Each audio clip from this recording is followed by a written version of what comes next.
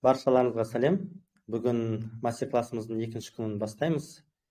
Арамызда жаңадан қосылғандар болса, бір минуттың ішінде өзімді таныстырып өтейін. Есімім Нұрсұлтан Ахметов болады. 11 жыл информатика пәні мұғалімімін. Педагог шебер санатым бар. Үздік педагог 2022 жылы сол атақты алуға нәсіп болды. Алтын сарин төсбелгісі 24 жылы нәсіп болды. Жалпы оқушылармен ғылыми жоба, пәндік олимпиада, техника сайыстарына қатысамын. Осы уақыттың ішінде 300-ден астам жүлдегерлеріміз бар. Оқушылардың арасында өзім де халықаралық сайыстарға қатысып, жеңімпаз атанғам. Астана кітап оқулықтарының авторымын. Енді оқушылардың жетістіктеріне келетін болсақ, жаңағы негізгі 3 бағыт: пәндік олимпиада, техника, ғылыми жоба. Оның 3 деңгейден жаңағы облыстық, республикалық, халықаралықтарда 500-ден астам қатысқан, 300-ден астам жүлдегер атанған. Бұл туралы мен кеше сіздерге бөліскен едім. Кішігірім есіңізге түсіру керек жаңадан келгендерге. Және де кеше біз сіздермен олимпиаданың не екендігін өттік. Одан кейін жалпы олимпиада есептерін шығару үшін қандай алгоритмдер жасау керек. Ең бастысы, олимпиаданы меңгеруді бастамас бұрын біз не үшін бұны жасағымыз келіп жатыр? Осы сұрақ өте маңызды. Ең маңызды сұрақ осы. Қалғаны екінші кезектегі сұрақтар дедік. Және де мұғалім үшін не себепті қажет екендігін, олимпиаданың қандай артықшылықтары бар, және де оқушыға олимпиада не береді деген сұрақтарға жауап бердік. Бұл туралы кешегі мастер-класстың записін мен YouTube-ға жүктеп сіздермен бөлісіп қойдым. Егер де көріп үлгермегендер болса, сол жақтан көрсе болады.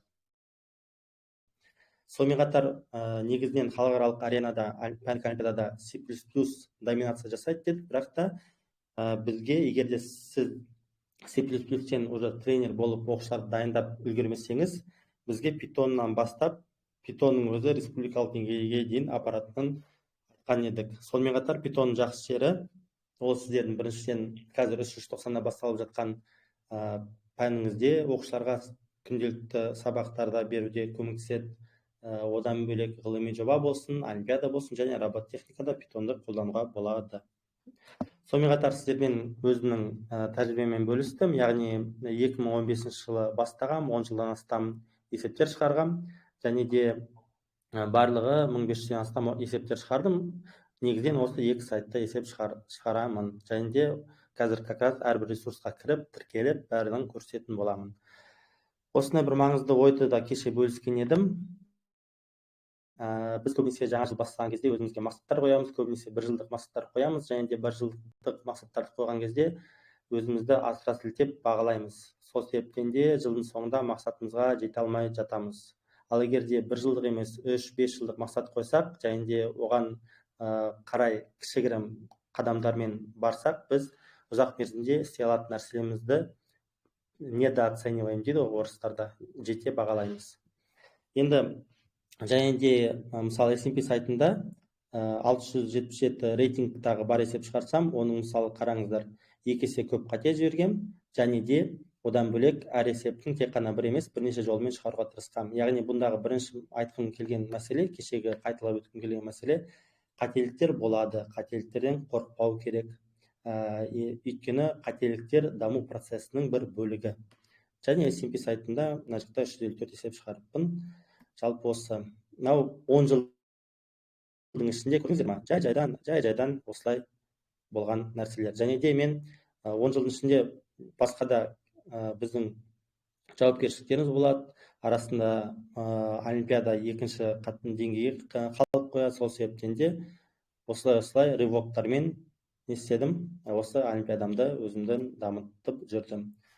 Енді сонымен қатар тағы да бір мәселе, осы бүгінгі практиканы бастамай тұрып, кешегі айтқан едім. Мысалы бір есепті мен 3 майда кешкісін бастағам, сол есеппен шығара алмай ұйықтадым. Сол келесі күні сол есепті ойланып жүріп шығардым. Қайттан шығара алмай сол есеппен ұйықтап, таңертең сол есеппен ояндым. Сөйтіп 3-ші күні бірақ қана бұл есепті шығарып, және де жай ғана шығарып қоймай, басқа да жолдарын шығаруға тырыстым. Қайсысы келеді, қайсысы келмейтінін анықтадым.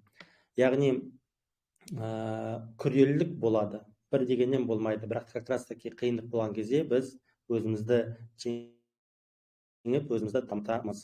Енді бүгінгі өтетін платформаларға келейік. ол бізде бірінші кезекте екі платформа, ол бізде Stepik пен CodeHS. Неге? Себебі бұл сайттарда біз өзіміз осы курстардан өтіп өз білімімізді жетілдіре аламыз.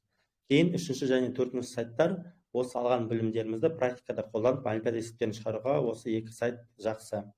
Және де соңғы екі сайт ол Codeforces және де Matol.kz. Codeforces ол жаңа деңгей, ол жақта халықаралық деңгей, Америка, ақш, Япония, Жапония или бүкілі отырады, Корея демекші. Есептер ағылшын және орыс тілдерінде. Соңғы сайт Matol.kz бұл Қазақстанның архивтері, бірақ та мен кеше отырып әртүрлі чаттарды ақтарып, өзімнің историяларымды қарап, интернеттен қарап, бүкіл Қазақстан архивтерін Codeforces сайттарынан таптым. Бұларды да сіздермен өзімнің телеграм каналында бөлісетін боламын. Сол себептен де Matol.kz-ге кірудің қажеті уже болмай қалды. Демек, біз сіздермен осы 5 платформаны бүгін өтетін боламыз. Жалпы осы ендеше бастайық. Бірінші платформа ол Stepik деген сайт. Мен не істейін? Мен біріншіден жаңа не ашайын? Почтамды ашайын. Режим инкогнитода. Осы мастер-классқа арнап дайындап қойған почтам еді. Енді және де мен жаңағы stepik.org деген сайтқа кірейін. Осылай сайт бізді қарсы алады. Аккаунтымыз болса кіре аласыздар, болмаса регистрация жасайық. Ол үшін мен өзім аты-жөнімді жазамын, кейін почтамды жазамын. Және де пароль жазып, былай кіретін боламын.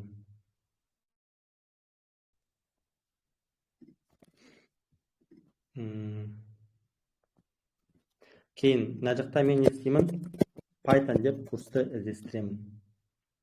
Және де бұл жерде уровень сложности бізге қызықтысы для начинающих, және де тегін курс. Осы екеуін белгілейміз. Және де көріп отырсыздар, ең басында шыққан курс ол Тимур Гуевтің Поколение Python деген курсы. Бұл өте сапалы жазылған курс. Педагогика жағынан алып қарасаңыздар, жалпы тақырыптар қамтылған жағынан алып қарасаңыздар. Басқа курстардан мына жақта мен сілтемесін де бере аламын. Мына жақта программирование на Python деген бар. Неге бұны негізінен ең күшті выбор. Бірақ та бұның бір кемшілігі бар. Кемшілік емес, ыңғайсыздығы мүмкін кейбірлеріңізге. Бұл жерде тек қана мәтін форматында видео сабақтар жоқ. Яғни конспект форматында бүкіл тақырыптар көрсетілген. Конспект форматында көрсетілген мүмкін тақырыпты жаңадан бастап жатқан кезде ыңғайсыз болуы мүмкін. Алайда тақырыпты қайталау үшін өте ыңғайлы. Яғни мысалы олимпиада кірер алдында қайталап жіберу үшін, ұбт-ға көрінбей тұр сіздікі вообще. Осы уақытқа дейін көрінбей тұрды ма? Иә. Басқаларда қалай? Айтып жүресіздер ма? Көрініп тұр. Сіз жаңа не істей аласыз ба? Кіріп шыға аласыз ба? Мүмкін содан болар. Шығып қайттан кірсеңіз. Ағай, запись жасадыңыз ба? Жасап жатырмыз, иә. Бірінші рет тексердім. Вроде бы жасалып жату керек. Мен өзім мастер-классы бастамай тұрып, жалпы видеозаписті міндетті түрде тексерем. Енді Поколение Python мәтіндік курс дедік. Кемшілігі ыңғайсыз болуы мүмкін, артықшылығы қайталаған кезде өте жақсы. Аттестацияға мысалы ПББ емтиханына кірген кезде де тезірек қайталап кіруге болады.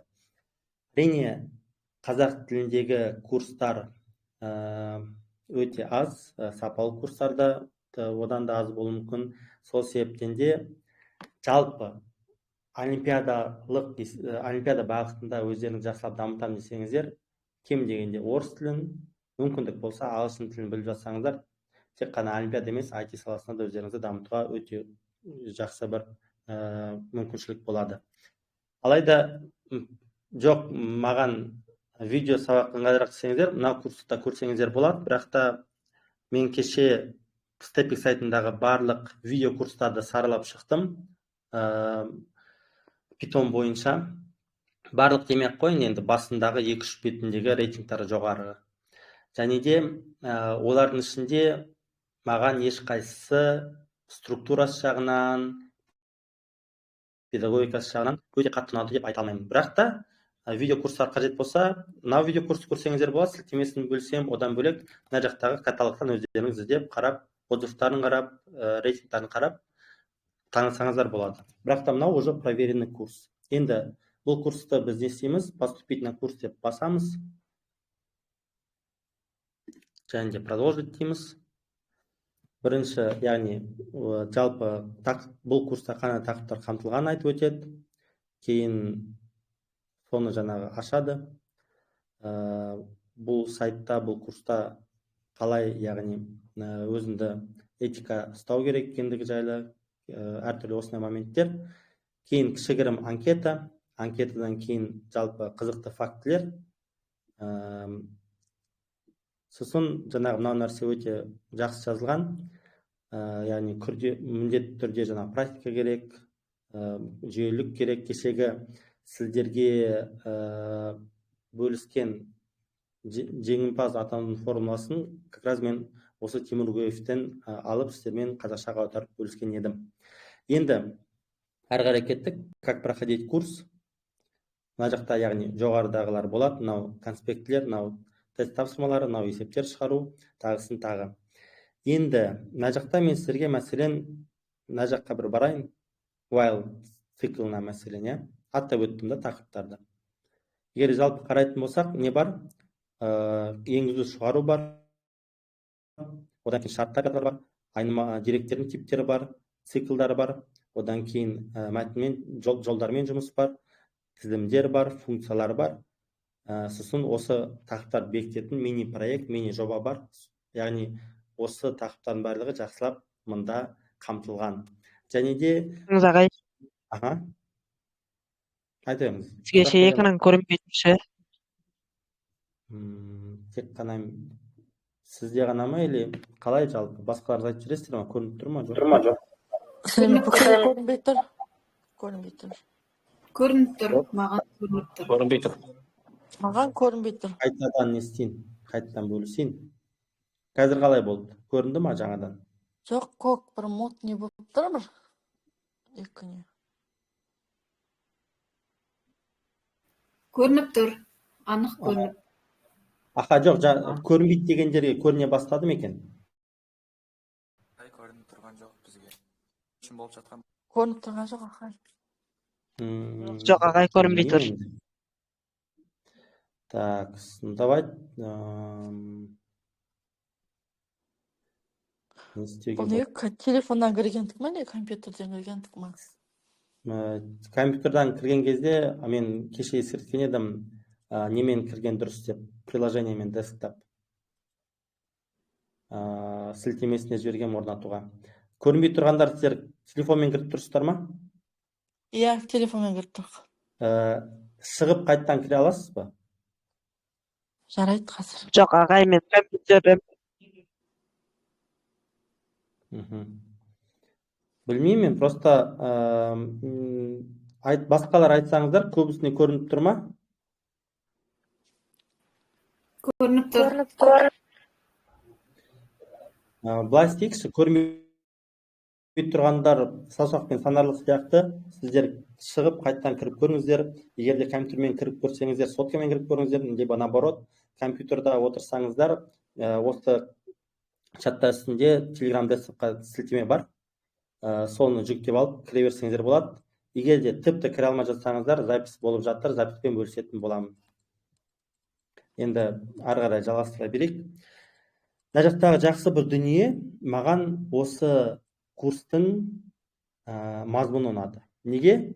Себебі көбінесе циклдардан кейін мен көріп жатам, функцияны түсіндіріп кетеді кейбір курстар. Жақсы, жаман деймін, бірақ та мен өз оқушыларымнан байқайтыным, сіздер де мүмкін өздеріңізден оқушыларыңыздан байқаған боларсыздар. Функция жолдармен жұмысқа қарағанда ыңғайсыздау, қиынырақ болып келеді көбінесе. Мен себебін түсінбедім, бірақ та сондай бір өзгешелікті байқадым. Және де сол себептен де функцияны ең соңында қойғаны да, осы және де соңында мини жобалар болғаны да өте қатты маған ұнады. Мазмұны прям күшті. Енді мысалы while циклі бойынша не басталады? Біздің тақырыбымыз басталады. Және де міндетті түрде бұл кодтарды өздеріңіз питонға салып, сол питоннан жаңағы тексеріп отқан дұрыс. Мәселен, не істейміз? Ол үшін питонды жүктеп алуға болады, немесе онлайн питонды да ашып, онымен жұмыс істеуге болады. Енді қараңыздар. Мәселен, мен мынаны былай көшірсем, және де мұнда былай қойсам, запускать етсем, не шықты? 1-ден 100-ге дейін шықты, 0-ден 100-ге дейін. Бұл for циклы арқылы. Және де кейін біткен кезде уже while циклы тура осыны қайтадан қайталайды. Яғни бұл жерде не көрсеткен? 0-ден 100-ге дейін стандартты forмен қалай шығаруға болады, және де whileмен қалай шығаруға болатынын көрсеткен. Енді жалпы осылай танысасыздар.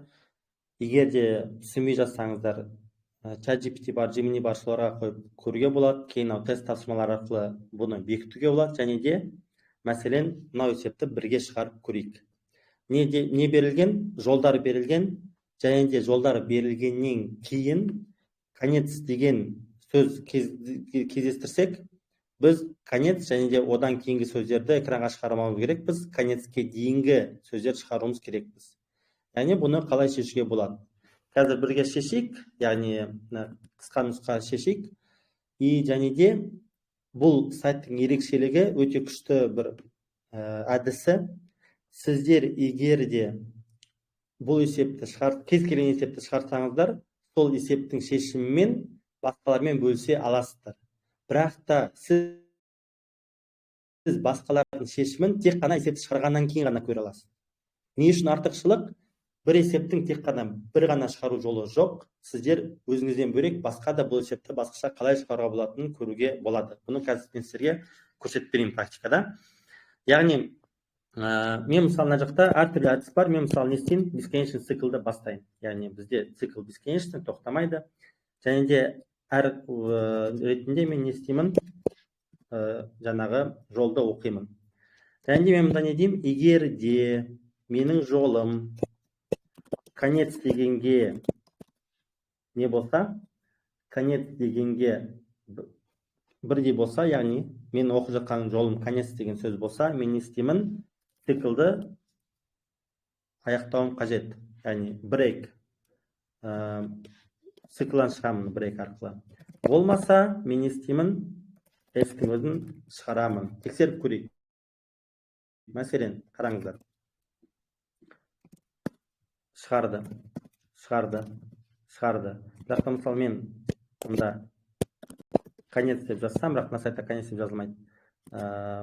Не үшін жаңа, как его? End салайын уақытша. Қараңыздар. Егер де end десем, не болды? Цикл аяқталды. Неге? Өйткені end болған кезде циклдан форсированный түрде, яғни күшпен шығады. Бесконечный цикл болса да, мынау брейк деген нәрсе циклдан шығарады. Ал егер де брейк болмаса не істейді? Сол жаңағы end емес, басқа бір сөзді экранға шығарады. Бірақ та мұнда бізге end емес, конец деген керек. Енді бұл жерде запустить код деуге болады, мынаның ішінде тексеруге болады. Немесе біз шығарсақ болады. Не істеу керек? Авторизация жасау керек. Сайтқа, почтамызға келді. Так, енді қайтадан ораламыз. Мынаны обновить етейін страницаны.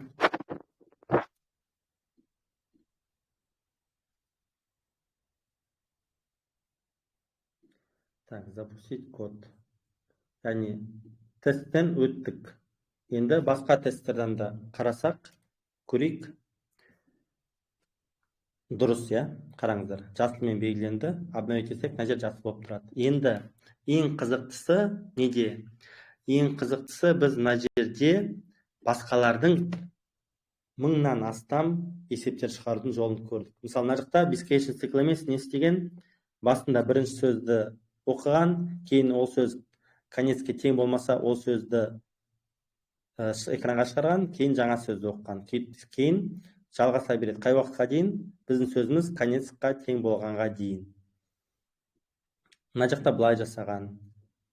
Мына жерде мысалы flag деген қосымша айнымалыны қолданғанда жаңағы бескеншн цикл сияқты қылдырып жасаған.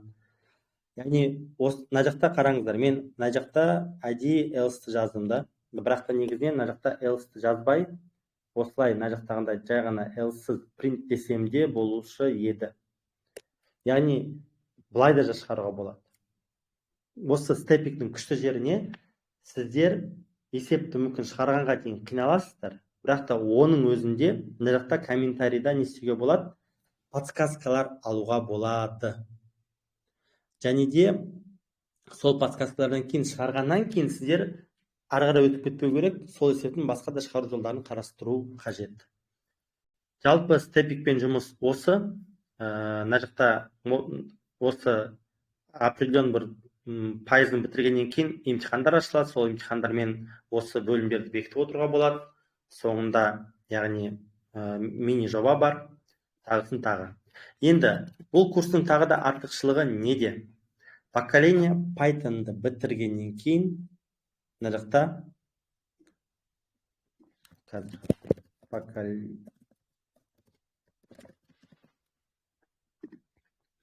для продвинутых деген курс бар. Бұл курста тегін курс, және де бұл жерде өзіңізді ары қарай дамытам десеңіз, осындай тақырыптар қамтылған. Яғни, мысалы, файлдармен жұмыс, графтармен жұмыс, одан кейін сөздіктермен жұмыс, кортеж, яғни тюпылдармен жұмысын тағысын тағы. Енді осы екі курс, яғни басында әрине базаны жақсылап бекітіп алу керек. Сол үшін поколение Python осы курсты сіздерге кеңес беремін. Және де бұл курсты бітіргеннен кейін мына курспен жалғастырсаңыздар болады. Бұл өздеріңіз үшін. Оқушыларыңыз бұл курсқа тіркеліп жұмыс істейтін болса, негізінен мен мұғалім ретінде тіркелгенмін. Мынау жаңа не ғой? Бұл жаңа қазір мына жақтан кірейін. Өз аккаунтымнан.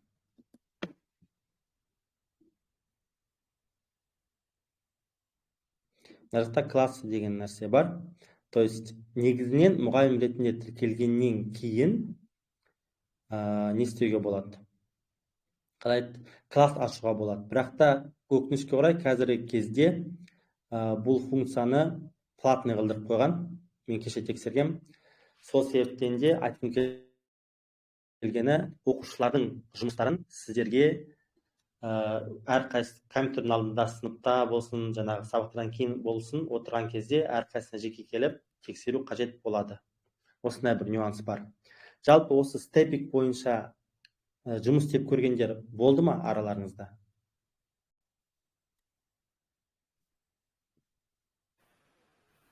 Жоқ. Оқушыларым жұмыс жасайды степикпен. Қалай? Для начинающих деген курста, осындай курс емес, оның алдында для чайников деген курсты бастаған Python'нан.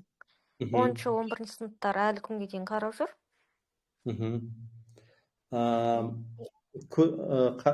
Қарау керек, мен бір тоже оны бір қарайын. Қазір давайте бірге қарайық. Python для чайников па?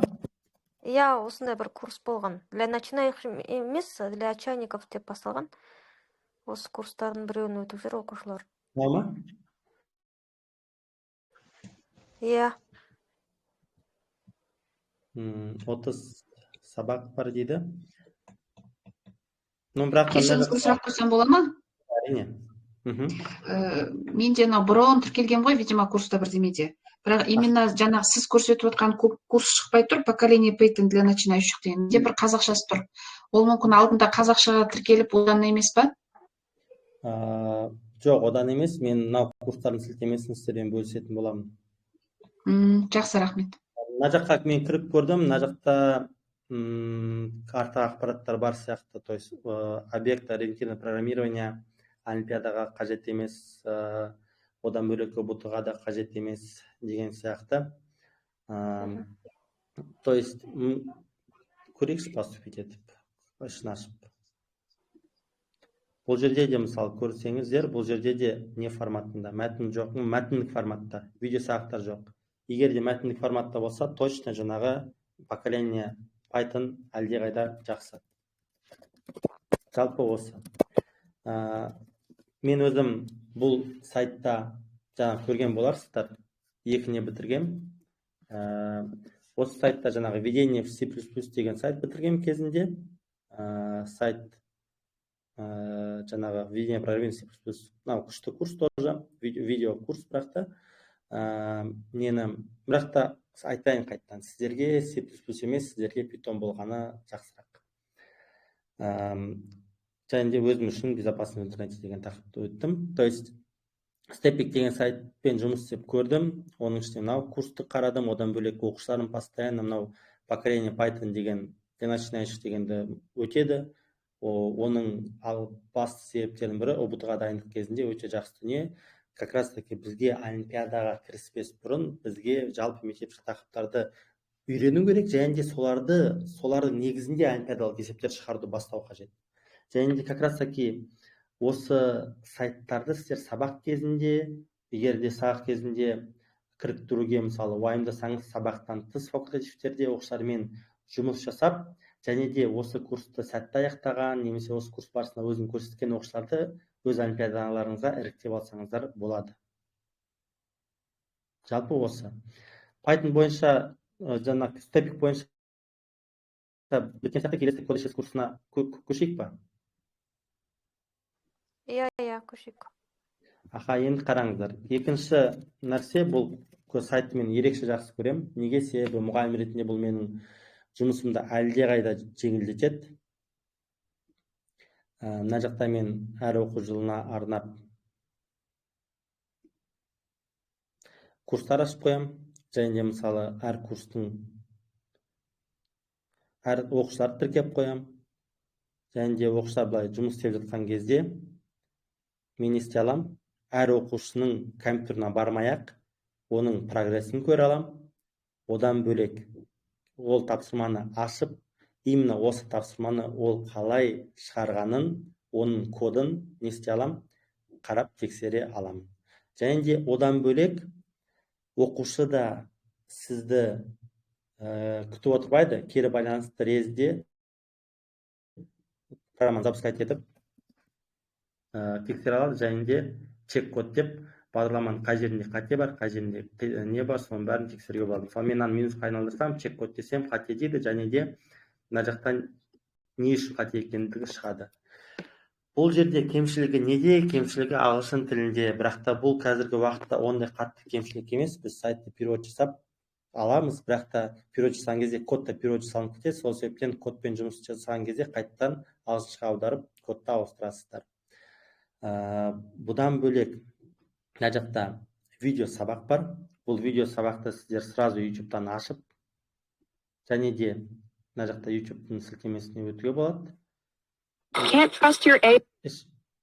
Ішінде де көруге болады, но бірақ та бұндағы маңызды дүние немене? Негізінен Яндекс браузер бар. Яндекс браузерді компьютерға жүктеп алсаңыздар, синхронный перевод, яғни видеоны лезде не істейді? Видеоны лезде орысшаға аударып отырады. Орысша, мысалы, видеоны қарап отырасыздар да, мына жақта субтитрді қосып қоясыз, және де сол субтитрді аласыз да қазақшаға мысалы аударып қоясыз.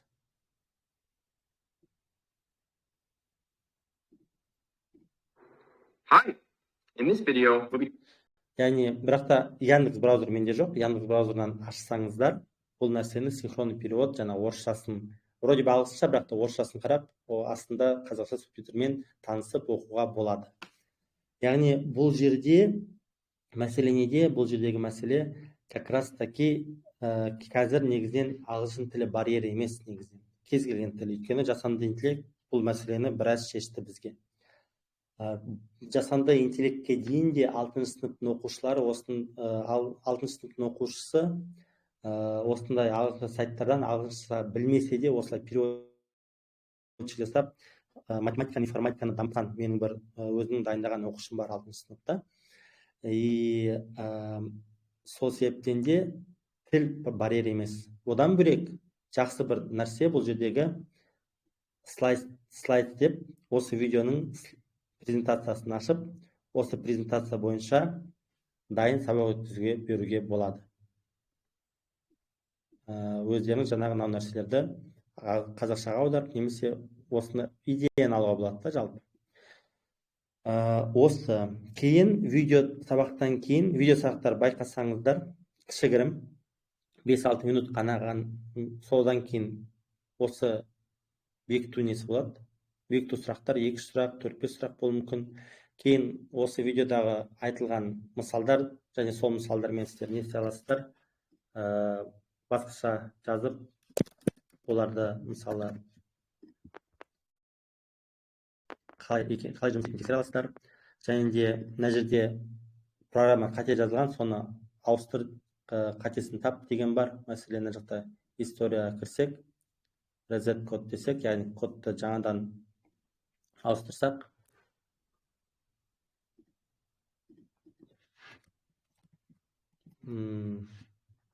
және де мұнда келіп start десек, қате деді. Неге? Print total не екенін білмейді. Себебі print total қайта жазылу керек, мынаның ішінде жазылу қажет. Яғни осылай қатемен жұмыс жасалады, және де тапсырма беріледі. Сол тапсырманы қазақшаға аударып, қазір негізінен былай аудара салғанша, былай да нормальный шығар, бірақ та жаңағы ChatGPT, Gemini'мен аударып, более сапалырақ тапсырманы өздеріңізге танысуға болады. Тапсырманы көресіздер, оқисыздар, түсінгеннен кейін қайттан ағылшынша қойып, кодты шығара бастайсыздар. Енді бұның тағы да бір артықшылығы мына курстың. Бұл жерде Python Turtle бар. Яғни Python Turtle арқылы қараңыздар, осындай кодтар жазып, кодтармен сурет салуға болады. Кодтармен сурет салудың не қажеті бар олимпиада үшін деп ойласаңыздар, олимпиадада тек қана мәтінмен жұмыс қой, бірдемен енгіземіз, бірдемен шығарамыз. Бастапқыда бұл абстракциялық дүниеді. Кодтың, мысалы, циклдың әр этапы қалай жұмыс істеп жатқанын визуальный түрде көре алмаған кезде кейбір оқушылар, ұстаздар қиналуы мүмкін. Алайда әрбір жазған кодын, мына жерде мысалы speed 0 емес, мысалы speed 1 десем, поэтапно прям не істеп жатыр, мына жақта қаламды көтеріп, мына жаққа барып жатыр. Кейін не істеп жатыр? Мына жақтағы мысалы не жасап жатыр, қалайды? Шаршы жасап жатыр. Шаршы жасағаннан кейін не істеп жатыр? Екінші шаршы жасап жатыр. Және де бұл нәрсе неше рет қайталап жатыр? Бір жол шығыс салады, бір жол салғаннан кейін не істейді? Мінекей бір жол салды. Және де бір жол сапқаннан кейін не істейді? Бұрылады. Бұрылғаннан кейін не істейді? Қайттан салады. И осылай 4 рет қайталаған кезде экрандағы осы нәрсе алдымызға шыға келеді.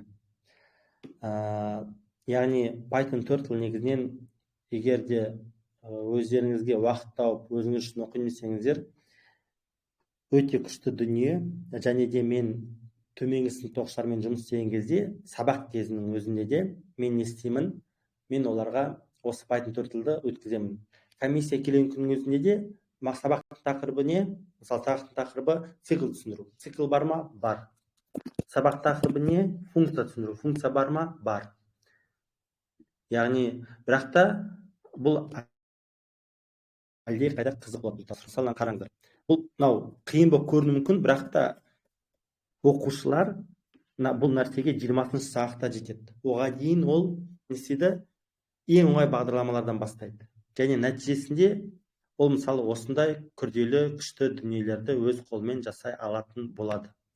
Яғни логикасын түсіндіңіздер деп ойлаймын. Ал мысалы бастапқы нелерге келсек, тапсырмаларға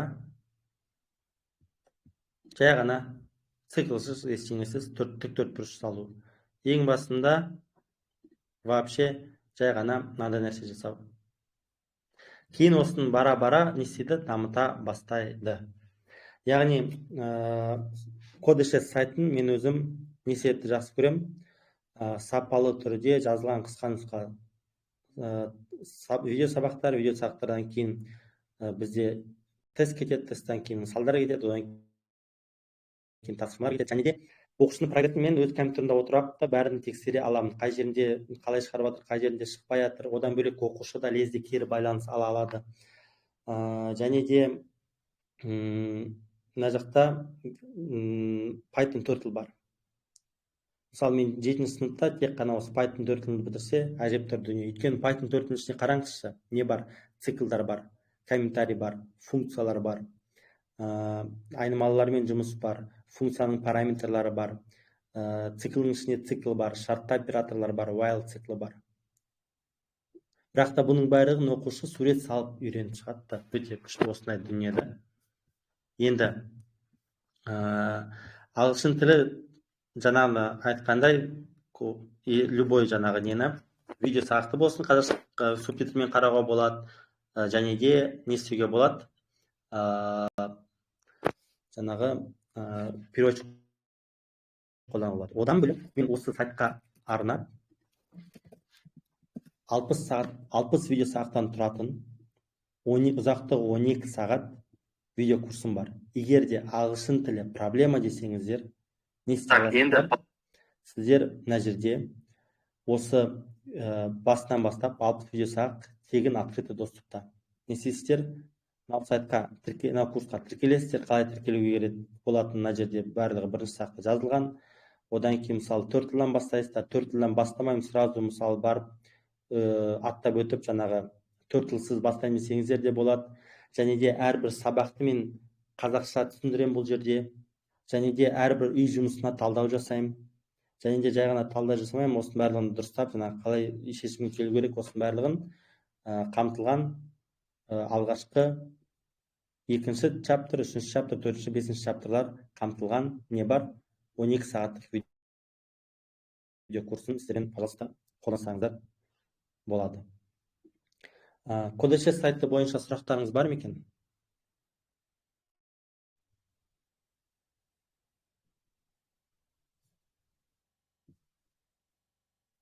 Кері байланыс айтсаңыздар. Әзірге жоқ, сонда барлығына видеолардың барлығы, то есть тепик сияқты видеологты өтіп, одан кейін тест шығарып, сосын кейін ары қарай келесі сабаққа өткізсе болады ғой, иә? Иә. Одан бөлек мына жерде жалпы каналымда мұғалімдер өткізген вебинар бар. Мына жақта Кодешес сайтын мұғалім ретінде қалай тіркеліп, оқушыларды қалай классқа тіркеуге болатын жайлы ақпарат бар. Жалпы осы мына жақта сайтын немде каналымда қосымша ақпараттар бар. Енді Кодешес бойынша сақтанса, болашақта хабарластыра бересіздер, в принципе. Контакт бәрі бар ғой. Жалпы осы. Енді қараңыздар, біз сіздермен не өттік? Степикпен Кодешесті өттік. Енді қазір неге келеміз? SMP мен informatics.mcme.ru деген сайтқа. Мен неден бастасам болады? Мен мынау сайттан бастайын. Бұл сайтқа мен мысалы тіркелейін. Google мен келе салайын. Google мен кірдім. Және де бұл жерде ретімен енгізу шығару, арифметикалық операциялар, шартты операторлар, циклдар, деректер типтері, массивтар, функциялар тағысына кете береді. Ашуға болады. Бұл жерде мысалы тоже теоретический материал бар. Бірақ та теоретический материалдар мына жерде слабыла, оданша жаңағы поколение Python-мен мысалы Codeshaspен ба немесе басқа жолдармен оқып, кейін мына жаққа кіріп не істеңіздер болады. Осы есептерді шығарсаңыздар болады. Бұл жерден жақсы жері, мысалы мына жақта енгізу шығару есептеріне арналған 20-дан астам есептер бар. Және де бұл есептер оңайдан жеңіліне қарай күрделілігі артып отырады. Одан бөлек не істеуге болады? Мына жерде енгізу шығаруға есептер шығарған кезде мында айтылады. Тек қана енгізу шығаруды қолданыңдар. Циклды білсеңіздер де, шартты операторды білсеңіздер, оны қолданбаңыздар дейді. Сол кезде именно логикаңыз арта бастайтын болады. Бұның кемшілігі неде бұл сайттың? Негізінен сынып ашып, оқушылардың прогресстерін тексеруге болатын еді. Бірақ та соңғы кездері кішкене проблематично болып кеткен. Открытый доступта жаңағы өзінің классынан асып оқушыларды қосуға болушы еді. Қазір ол үшін авторизация процесін өту керек. Авторизация процесіне мен кеше жібердім. Бір көрейінші деп, жалпы егер де біреу қолданамын деп жатса, бұл сайтты өзім өтіп көрейін, кейін тәжірибемен бөлісейін деп. Бірақ та егер де өзіңіз үшін болса, немесе күнделікті сіздің сағат кезінде сағаттан кейін именно олимпиадамен айналысатын 3-4-4-5-5-6 оқушыңыз болса, олардың әрқайсысына жеке-жеке олармен отырып итакта жұмыс істейсіздер. Сол кезде қандай есептерді, нені жұмыс жасап жатқанын тексеріп шығуға болады. Енді мәселен мына жерде нені шығарып көрейік? Мәселен мына жерде сумма цифр деген есепті шығарып көрейік. Бірақ та сумма цифр деген есептің жақсы жері неде? Мынау алдыңғы үш есепті шығарса, осы үш есептің әдістерін қосып, мынау нәрсе соңында шығаратын болады. Бірақ та біз қазір сразу мынау есепті шығарып көрейік. Яғни бізде не берілген? Бізде үш таңбалы сан берілген, және де осы үш таңбалы санның бізге несін табу керек? Қосындысын табу қажет. Жалпы біз не істейміз? Бұл санды инпут арқылы оқимыз. Және де бұл сан болғаннан кейін не істейміз?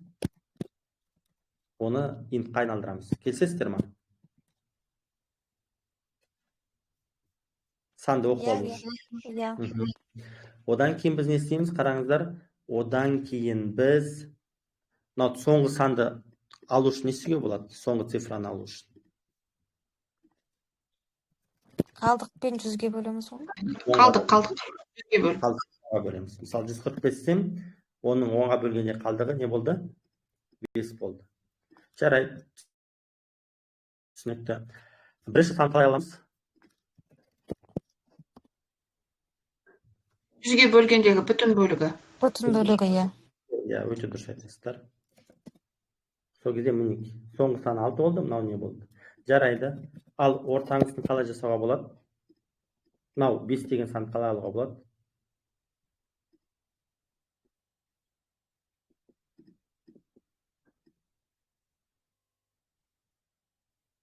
Қараңыздар. Не істеуге болады? 45-ті, 456-ны біз 45-ке айналдырып алайықшы бірінші. 45-ке қалай айналдыруға болады? 456-ны. Бүтін бөлікке бөлеміз. 10-ға бөлеміз, бүтін бөлікке. Қалдығын тағы бөлеміз. Қалдығын. Соңғы цифрасын біз былай аламыз. 456. Шықты ғой, келді ғой. Соңғы цифры ортаңғы ретін алып тұрсақ, более түсініктірек болады. Қараңыздар. 406. 834. Кейін не істеймін осының барлығын? Просто біріне есеп шығам. Қосып шығам. Тексерейік. 8, 2, 4. 4 болды. Шықты. Не істеймін кейін? Сақтайым бағдарламаны. Сағаннан кейін. Нені Манар ханым, ренжімесеңіз микрофонын сөндіресіз ба? Кейін мына жерде файлды таңдаймын. Қайда сохранился? Әлі сақтамаппын. Рабочий столға сақтаймын. Кейін мына жерде рабочий столдан таңдаймын бұл файлды, жіберейін. Және де очереди болып тұрады, кейін тексереміз. Окей, яғни дұрыс шықты. Алдық тесттің 6 тауы да өтті, 100 балл алдық. Бірақ та қызықты, бұдан да оңай жолын көріп тұрам. Бұдан да оңай жол деп айтылмаймын, просто тағы да бір шешімі. Мысалы, мен бұны жай ғана сан ретінде емес, жол ретінде алайын. Мысалы, менде не болсын? 456 деген мәтін болсын. Осы мәтіннің мен бірінші символын қалай шығарамын?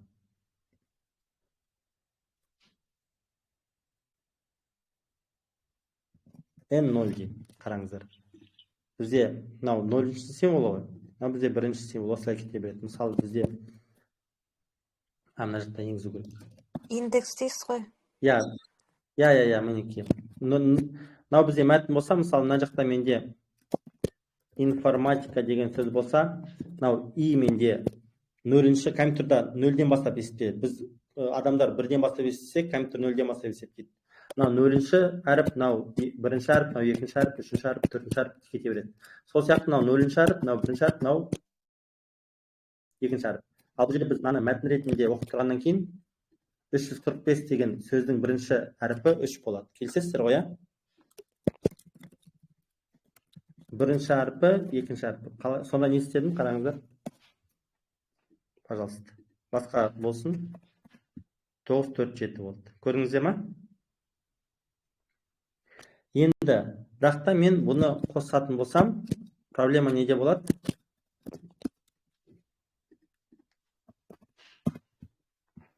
Мен мәтінді бір-біріне қосқан кезде олар бір-біріне жалғанып кетеді. Біз оларды сан ретінде қосып Алдына int қоямыз. әрқайсының алдына int қоямыз. Яғни бұл жерде айтқым келгені, әр есепті шығарудың тек қана бір ғана жолы бар деп ойламаңыздар. Оны өздеріңіз де жақсы білесіздер. Тексеріп көрейік. Мынау есепті сохранить етейін.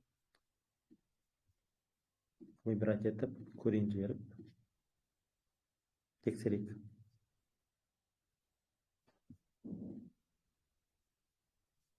Осылай да шықты.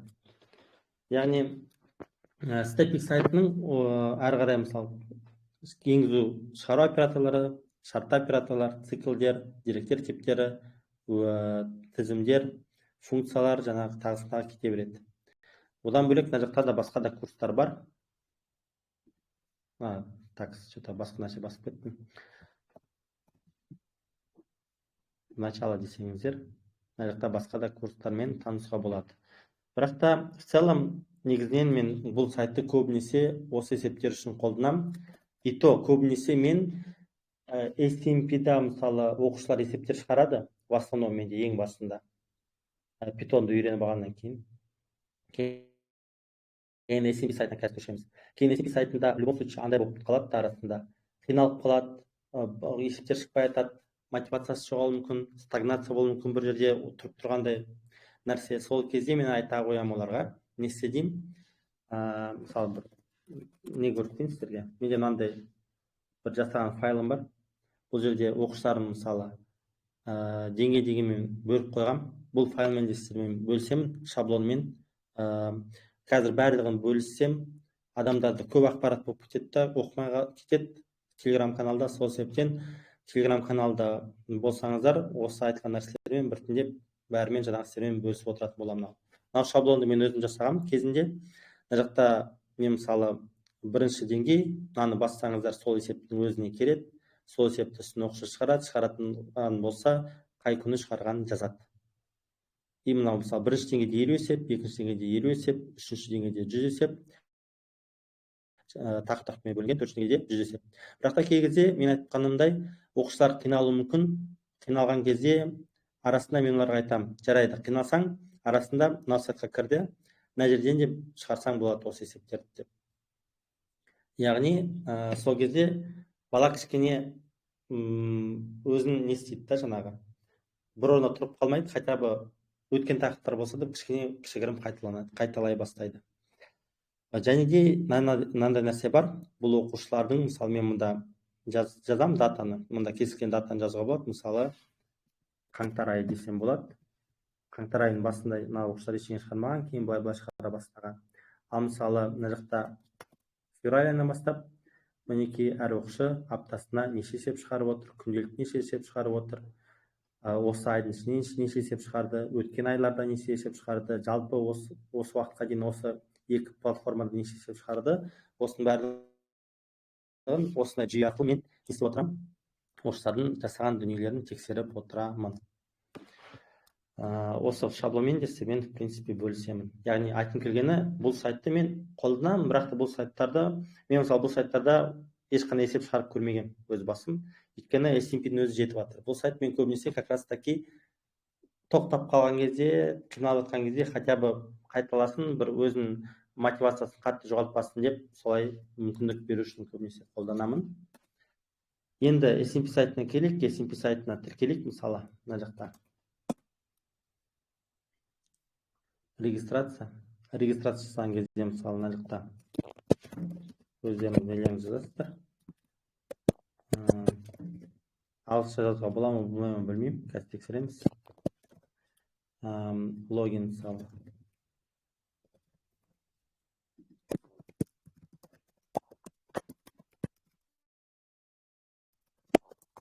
Почтам жазамыз. Кейін мына жақта қалап таңдайсыздар. Қарағанда жоқ болса не істейсіздер, нет списки дейсіздер де, мұнда қарағанда деп жазасыздар. Учреждение мысалы менде лицей, мына жақта мысалы менде мұғалім, туған күнді жазуға болады. В принципе, жазбасаңыз өтірік жазсаңыздар да болады. С правилами ознакомлен. Регистрация. Тіркелдім. Неизвестный деп тұр. Неге? Өйткені мен ағылшынша тіркелдім. Сол үшін паспортқа кіріп, не істейін? Аны дұрыстап өзгертейін. Мысалы, жалпы. Сохранить. Python DO деп тұр. Жалпы өздеріңіз мысалы Нұрсұлтан деп салуға болады да, мысалы, разница жоқ. Енді мына жақта моя задачада не тұрады? Шығарған есептерім тұрады. Қазір мен ештеңе шығармадым. Мына жақта мысалы шығарған есептерім болады, яғни 1-ден бастап 1000-шы нумерацияға дейін бұл рейтингтағы бар есептер. Мына жақта курсы деген категорияда. Бұл жерде мысалы екі нәрсе бар. Курсы бар. Курсыда язык программирования C++ болса да, Pythonмен де бұл есептерді шығаруға беруге болады, без проблем. Және бұл жерде енгізу шығару, шартты операторлар, циклдар, жолдар, массивтар, функциялар, сортировка, екі өлшемді нелер, тізімдер, рекурсия осылай кетеді. Кейін мына жақта уже қиын тақырыптар басталады. Қандай? Численная арифметика, длинная арифметика, Pythonға бұл керек емес, длинная арифметика, жаңа стандартный библиотекалар, динамический программирование, графтар, тағысын тағы. Осылай шығаруға болады. Және де бұл жерде жақсы жері не істеуге болады? Оқушылардың неше есеп шығарып отқандары болады. Оның үстінде мысалы 1006 есепті кім шығарды тексеруге болады. Барлығы шығарыпты, мына оқушыдан басқа деген сияқты. Мысалы бірінші есепті барлығы шығарыпты деген сияқты. Және де қосымша оқушыларды ID-мен немесе фамилия мен отчествосымен қосып отыруға болады. Одан бөлек бірнеше топтарды қосуға болады. Және де мұнда мысалы мен оқушының мысалы фамилиясымен немесе жаңағы несімен ID-мен, ID қайдан табуға болады, паспорттың ішінде мұнда болады, қосуға болады оқушыларды. Және де оларды тексеріп отырасыздар. Және де оқушылар да мына жақта не істеп отырады? Бір-бірін көре алады, бір-бірімен жарыса алады. Яғни оларда да мына жақта группада тұрады. Мына жаққа мысалы бил деген жерде олар мені көре алады, мен де оларды көре аламын да. Және де бұл мои задачи. Одан бөлек курстар бар, курстарды мен сіздерге түсіндірдім. И архив задачи деген бар. Архив задачада ID-лары 1-ден 1000-ға дейінгі есептер. Сложность бойынша кейбіреулерінде разбор бар, кейбіреулерінде разбор жоқ. Осы нәрсе бар. Архив задачи бар, курсы бар, рейтинг бар, в принципе. Мына жақта неше есеп шығарды, әр есептің өзінің қиындығына байланысты рейтингі болады. Осының бәрі қосылып отырады. Және де оқушылар мысалы мына жақта мен жай ғана қарағанда емес, қарағанда бил деп жазамын әдейі, сол кезде оқушылар мысалы шықты, көрдіңіздер ма? Немесе қарағанды бойынша рейтингті мысалы былай тоже көруге болады. Нұрмақов мектебі, бил, басқа да мектептер, бас мұрагер, тағысын тағы. Сол кезде кім неше есеп шығарды, соның бәрін көріп отыруға болады. Яғни осылай поискпен жұмыс жасауға болады, рейтингпен тоже оқушыларға қосымша мотивация. Енді бұл сайтта бір есеп шығарып көрейік сіздермен бірге. Мысалы, не болсын, язык программирования C++ болсын, мысалы мынау есеп болсын. Қиын есеп емес, бірақ та бірінші шығару жолын сіздермен қарастырайық. Бізде белгілі бір сан береді, сол санын біз не істеуіміз керекпіз? Одан кейін қалай? Бір сан беріледі, ол санды біз именно интегер форматын аламыз. Және де мұнда мен не істеуім керекпін? Бірнеше жолы бар бұның шығарудың, бірнеше жолын тәсілдерек көрсетейін. В принципе, осымен платформаларды нетуді так, неге көшілмей жатыр. Жарайды, көшілмесе өзім жазамыз.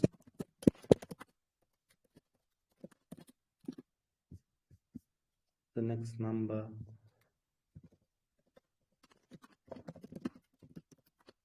Қазір кетіріңіздер.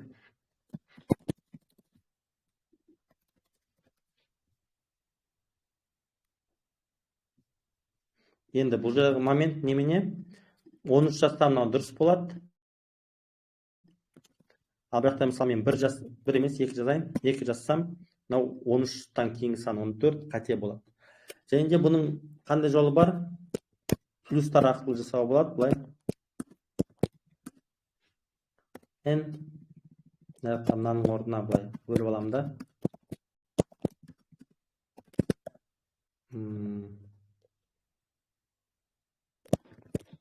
n плюс 1. Бірақ та плюсті қолданған кезде біз не істеу керек? Сан мен мәтінді қосылмаймыз ғой. Біз санды мәтінге айналдыруымыз қажет біз. Тура осылай, мына жерде де осылай жасап жүрейін.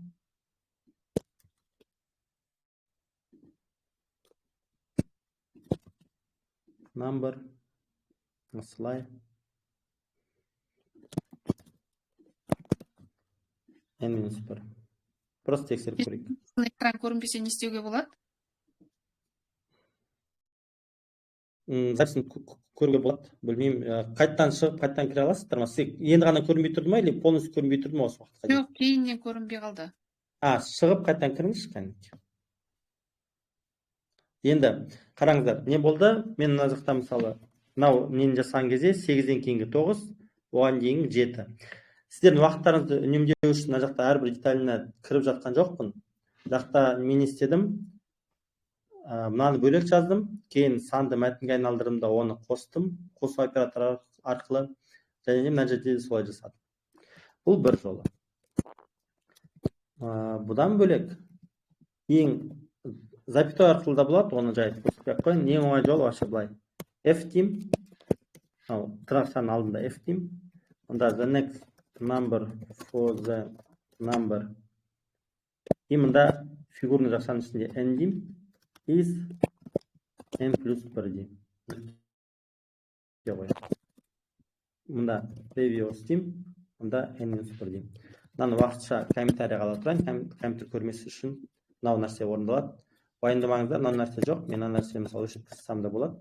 Чтобы енді 15 десем, бұл нәрседе шығып тұр. Бірінші жол бар, бірақ та әрине былай жазып қиналып отқанша f-string деген функциямен осылай жазылған оңай. Бұл не береді? Яғни f тырнақшаның алдында f деген нәрсе мен мынаның ішінде айнымалыларды қолдана алам деген сөз, және де ол айнымалыларды мен фигурный жақшаның ішінде жазам деген сөз. Осыны мен кейін істеймін, жүктеп алам. Онлайн емес, офлайн болса компьютеріңізде сақтасаңыздар болады. Және де мына жақта файлды таңдаймын да. Дайте, мына жақта емес, жаңа аккаунтымнан жіберейін. Курсы. Следующий, предыдущий. Менеджмент таңдаймын, және де жіберейін. Сосын accepted болды. Питонда шығардым. Одан бөлек мен не істей алам? Мына жолды шығара алам. Бірақ та мұнда уже кодты тікелей жаза алам. Отправить деймін. Бұл да дұрыс шығатын болады. Және де мына жақта мои пакеттерде сіздер өз кодтарыңызды ашып қайталап отырсаңыздар болады. Қателіктер болса, тағысын тағы. Бұл неге жақсы?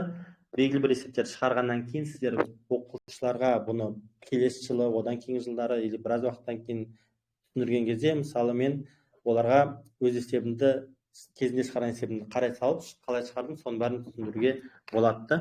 Уақыт үнемдейсіздер сол арқылы. Жалпы осы SMP бойынша сұрақтарыңыз бар ма екен?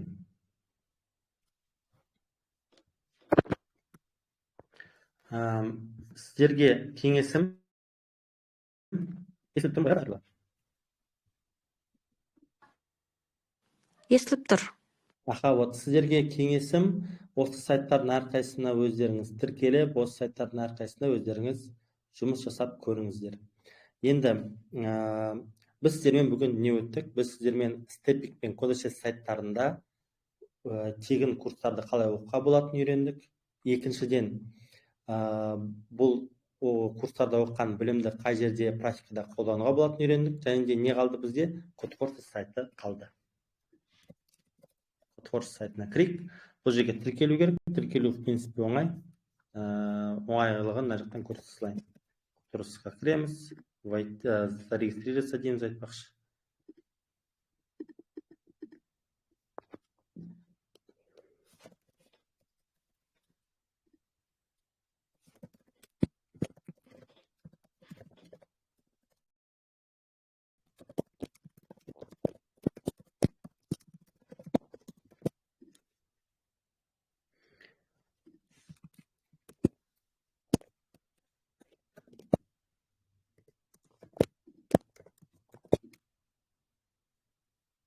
Енді мында не келеді?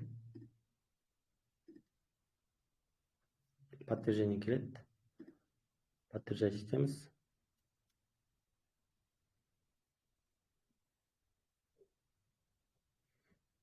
И және де сайтқа қайттан кіреміз.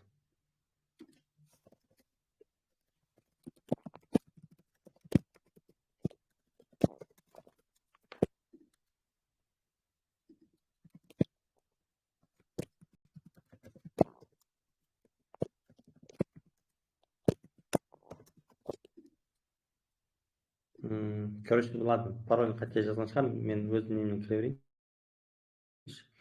Осылай кіреміз мына жерден. Запомнить емес істеуге болады. Енді қараңыздар.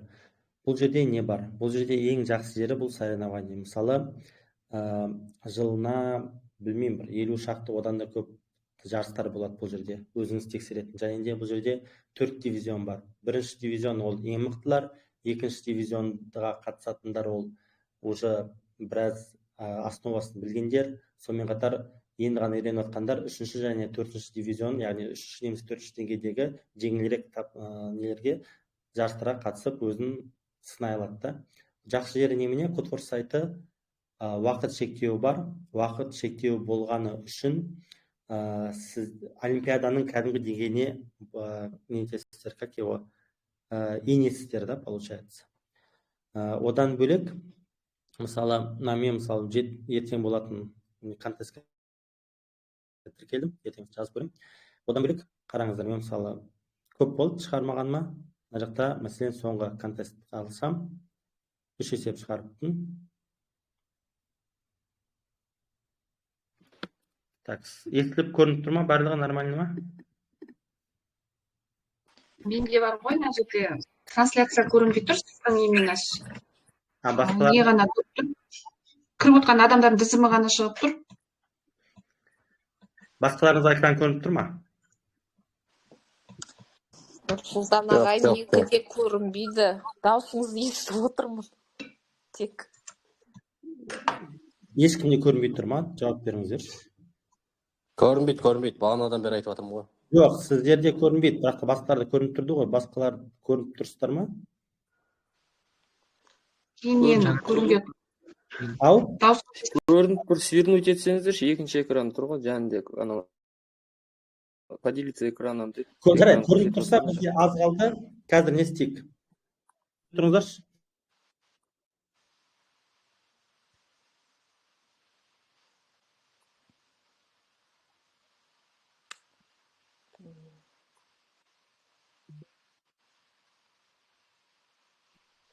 Давайте қайтадан жаңадан қосып көрейін. Енді бітіп қалдық, қараңыздар. Мысалы, соревнованияға мен кезінде қатыстым. Бұл жерде мен өзімнің шығарған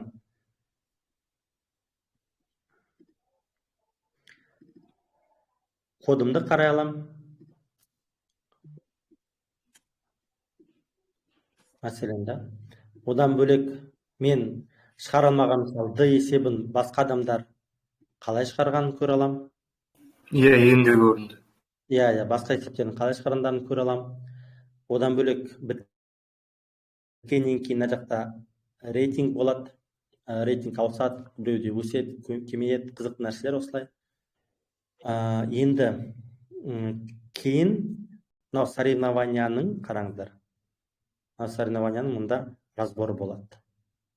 Яғни, мысалы, D есебін шығармадым ба? D есебін қалай шығару керек? Орысша, ағылшынша болып отырады.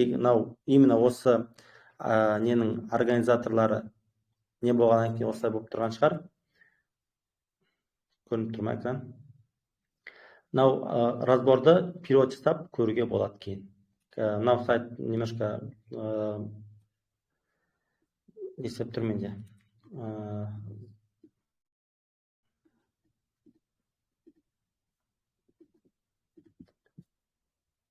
Көрініп тұр ма барлығы? В общем, әрбір есептің разборын көруге болады, және сол разбордың ағылшынша, орысша болса, қазақша аударып түсінуге болады. Компьютердің память жетіспей тұрғаннан кейін қазір нетіп тұр кішкене, бәсеңдеп тұр. Енді Одан бөлек Кодфорс сайтында бүкіл жаңағы Қазақстан бөлек бүкіл әлемде отырады. Және де Қазақстанда отырған үшін мына жақта группалар бар Қазақстанға арналған. Қараңыздар. Районный олимпиада, областные олимпиады, SCM және де мұнда Қазақстан Pro Contest. Қараңыздар. Не бар? Бүкіл өткен районный олимпиадалар. Биылғы болған мысалы районный олимпиада бар. Кіруге болады. Мысалы, мына жақта животное в ауле деген есеп болды ғой. Осы есепті мысалы оқушылармен бірге талдау үшін немесе алдымыздағы мысалы келесі жылы болатын районға алдын ала дайындалу үшін өткен жылдағы архивтарды осылай шығарып отыруға болады. Мәселен, мына нәрсені бірге шығарайық. Не берілген бізде?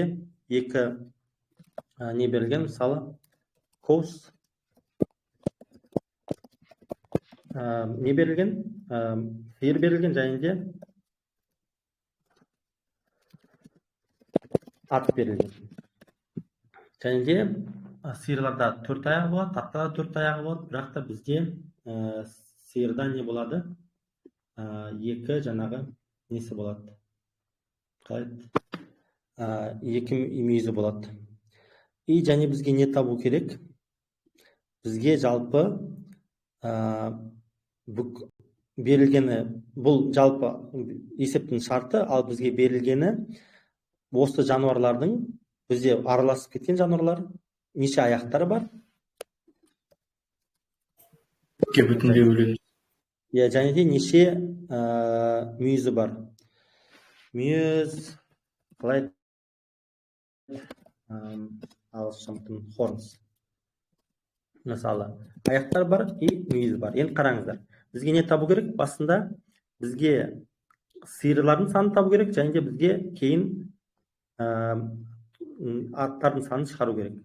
Сиыр санын табу оңай. Неге? Себебі бізде мысалы мүйіздер берілген, атта мүйіз жоқ. Сол себептен мен егер де былай жазайыншы, коус неге тең болады? Мүйіздерді 2-ге бөлсем, сол нәрсе менде шыға келеді. 4 мүйіз болса, яғни менде 2 сиыр бар деген сөз, тағысын тағы. Ал бірақ та менде мұнда жануарларда мысалы 16 аяқ болса, менде жалпы неше жануар бар деген сөз? 16 аяқ. 4. Қалай шығардық? Өйткені 4 аяқ болады. Өйткені мен let's не істеймін? 4-ке бөлем. Но жалпы не? Демек, менде неше ат бар? Менде жануарлар саны бар. Менде сиыр саны бар. Бір-бірінен азайса, менде ат шығады. Мен не істеймін? Жай ғана мысалы F3-ді қолданып шығаруға болады. Коус деймін. Кейін пробел арқылы хорнс деймін. Немесе басқаша не істеуге болады? Коус деймін. Және запятой арқылы хорнс деймін. Запятой пробелдің орнына шыға келеді. Енді тексеріп көрейік. Мына жақта менде 8-2 берілген. 8-2 берілсе, менде 1-1 деп шықты. Бірақ та менде бұл не ретінде шықты? Флот ретінде. Флот ретінде, сол себептен 2 бөлу қылдырып шығарған дұрыс сұрақ болады. Сол кезде дұрыс шықты. Мен істеймін. Мынаны сохранить етемін. Сохранить еткеннен кейін мына жаққа келемде файлды таңдаймын. Және де мұнда міндетті түрде Pythonға ауыстыруды ұмытпау керек. Pythonға ауыстырам. Python, неважно қандай версия. Жіберем и тексерем.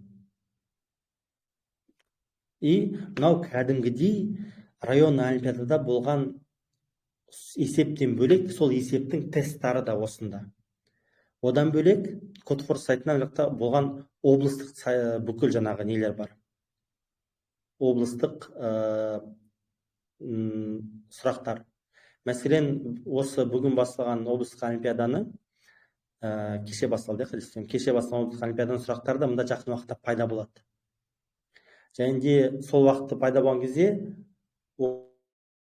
оқушылар, мұғалімдер соны шығарып қатемен жұмыс жасай алады. Жалпы менде ойым бар, мына жақта шыққаннан кейін мүмкін сіздерге қызық болса, сол облыстық есептен разборын жасауға, сіздердің қызығушылықтарыңызға байланысты талқылайтын боламыз. Одан бөлек өткен Жаутүркский олимпиадалар, халықаралық олимпиада, Жаутүркский олимпиадалар, халықаралық олимпиада болып есептеледі. Солардың бүкілін жаңағы соңғы жылдардағы бүкіл архивтары бар. Жай ғана архив емес, сол есепті сіздер осы сайтта тапсырып, дұрыс шығардыңыз ба, қате шығардыңыз ба, соның барлығын көруге болады. Одан бөлек мына жерде мынандай да группа бар. Бұл группалардың барлығы ашық, мынау группадан басқасы. Бірақ та бұны қабылдайды, заявка берсеңіздер. Және де бұл жерде не бар? Республикалық олимпиадалар, Назарбаевский, КБТУ университеттерінің, өз университеттерінің жасаған юниорский олимпиаданың да архивтері бар. Котвор сайты осымен күшті. То есть сіздер білімдеріңізді тексере аласыздар, және де одан бөлек не істей аласыздар? Одан бөлек архивтерді шығарып, алдыңызда болайын деп жатқан олимпиадаға нақты түрде дайындалуға болады. Түсіндіре алдым ба?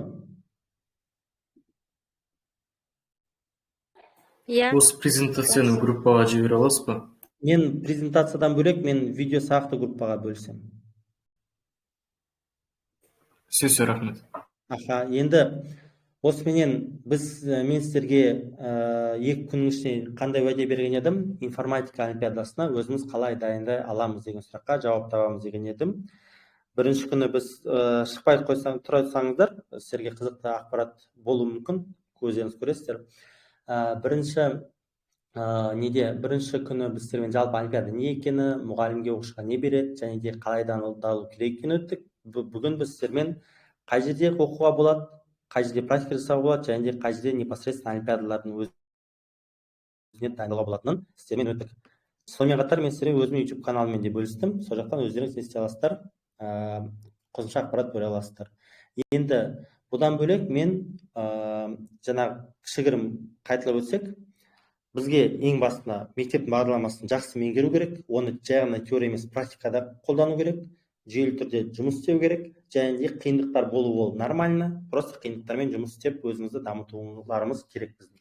Енді мен 19 қаңтар сіздерге қызық болса 30 күндік Python бірінші деңгей деген курс бастайын деп отырмын. Кімге қызық? Мен сіздерге бүкіл тегін ресурстарды бердім. Тегін ресурстардан бөлек өзімнің жасаған тегін курстарымды да бердім. Бірақ та менімен бірге мына курста өтеміз десеңіздер, сіздерді күтеміз. Енді не өтетін боламыз бұл курстың аясында?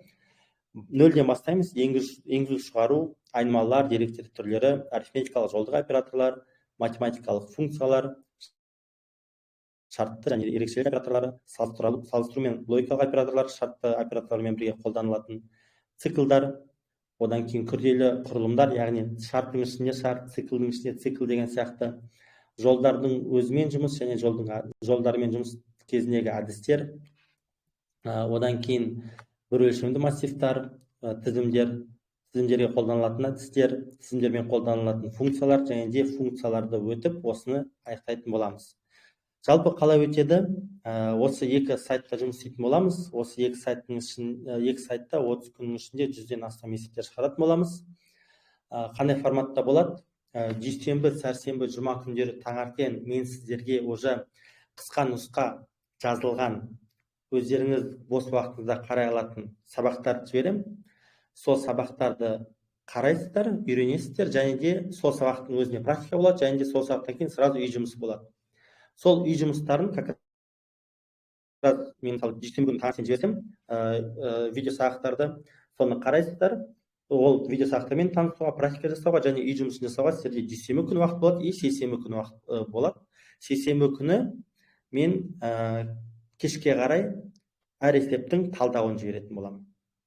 Одан бөлек бұл жерде практика маңызды дедім ғой, сол себептен сіздер өздеріңіз шығару керек боласыздар. Сол себептен де егерде қиналып жатсаңыздар, әр есепке мен подсказкалар дайындап қоямын. Есептің шығару қалай?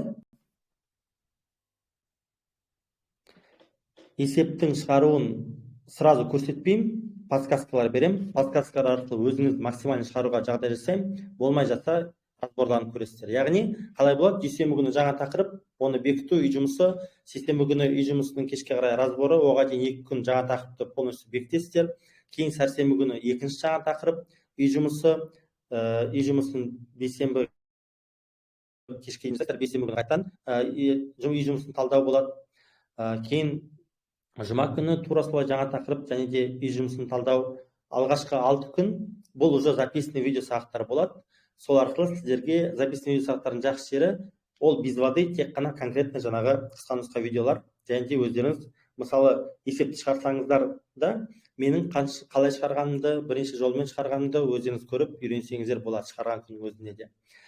Және де жексенбі күні таңертең осы аптада өткен Кодфорс сайтында жаңағы тақырыптарға байланысты контест болады, және сол жексенбі күні кешке қарай сол контесттің несі болады, талдауы болады. Осылай бір апта біте ма, келесі апта осылай 4 аптамыз осылай өтеді. Ең соңында осы тақырыптардың барлығы қамтылған контест болады Кодфорс сайтында, және де ол контест уақыт шектеулі болады, алайда ол контестті өздеріңіз дорежка жасап, яғни бітіру үшін тағы да қосымша бір күн уақыт беремін. И ең соңында тағы да сіздермен бірге тікелей эфирге шығып, сіздермен бірге жұмыс істеп, осы курс материалдары бойынша жаңағы және де осы ең соңғы контест бойынша сұрақтарыңызға жауап беріп отыратын боламын. Осы курстың бағасына келетін болсақ, негізі 40 мың деп отырмын, бірақ та 30 мыңнан бастаймын. 8-іне дейін 30 мың болады. Кейін әрбір өткен күн сайын 1000 теңгеден асып отырады бағасы.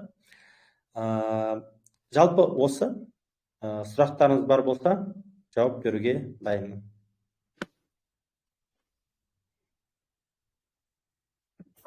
Барлығы түсінікті, рахмет. Курс бойынша болсын, тегін курстар болсын, өткен платформалар бойынша болсын, немесе жаңағы өзінің курсын бойынша болсын, сұрақтар болса, қоя қойыңыздар, болмаса, в принципе, осымен сабағымызды, екінші күнімізді аяқтадық. Курс қанша уақыт болады? Неше күн? 30 күн болады. 19 қаңтар бастаймыз. 17 ақпан, как раз Рамазан айының қарсаңына қарай бітіреміз. Бір айдың ішінде жаңағы енгізуден бастап, шығарудан бастап циклдар бар, тізімдер бар, нұсқалар бар. Осы тақырыптармен жаңағы толық практикасын жасап аяқтайды.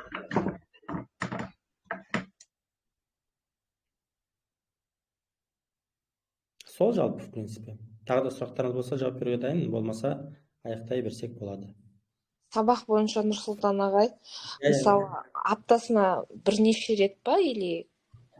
Вот айтып тұрмын ғой, қараңыздар, менің сіздермен кездесуім ол жексенбі күндері, апта сайын жексенбі күндері болады.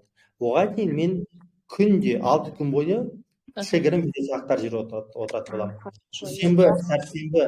Дүйсенбі, жұма күндері таңертең жаңа тақырыптарды қысқа нұсқа түсіндіріп жіберетін боламын. Үй жұмысын беремін. Ал сейсенбі, бейсенбі, сәрсенбі күндері не істейміз? Сол үй жұмыстарын талдауы болады. Жақсы, түсінікті. Сіздердің уақыттарыңыздың, яғни басқа шаруаңыз бар екенін білемін, сол себептен де максимальный сбалансированный курс жасаймын да. Бірақ та в любом случае, мысалы, бірге бастап отқаннан кейін, жұмыс істеп отқаннан кейін сіздер көбірек есеп шығарғандарыңызды қалаймын, сол себептен де сол 100-ден астам есеп жаңағы шығаратын боламыз бір айдың ішінде. Каналдың ссылкасын қайда жібердім дедіңіз? Ненің? YouTube каналыңыздың ссылкасын? Неде бар? Қалай кешегі мен записін жібердім ғой, сол записті көрсеңіз, сол жақта жаңағы YouTube каналым болады. Одан бөлек бүгінгі өткен материалдардың записынан бөлек жаңағы қандай сайттар өттік, сол сайттардың, мысалы, Степиктегі курстарды, соның барлығын өзім YouTube каналымдағы тегін курстың барлығын көрсетіп болған сіздерге. Жақсы. Жарайды, олай болса, уақыт бөліп, соңына дейін отырып тыңдағандарыңыз үшін рахмет. Алла жазса, көңілдеріңізден шықты, пайдалы ақпарат ала алдыңыздар деген сенімдемін, ойдамын. Сол, енді жалпы ойымда бар, мүмкіндік болса апта сайын даже осылай тегін нелер жасап отыру. Сабақтар. Жақсы, рахмет, сау болыңыз. Сау болыңыздар. Рахмет, сау болыңыздар. Sağ olun.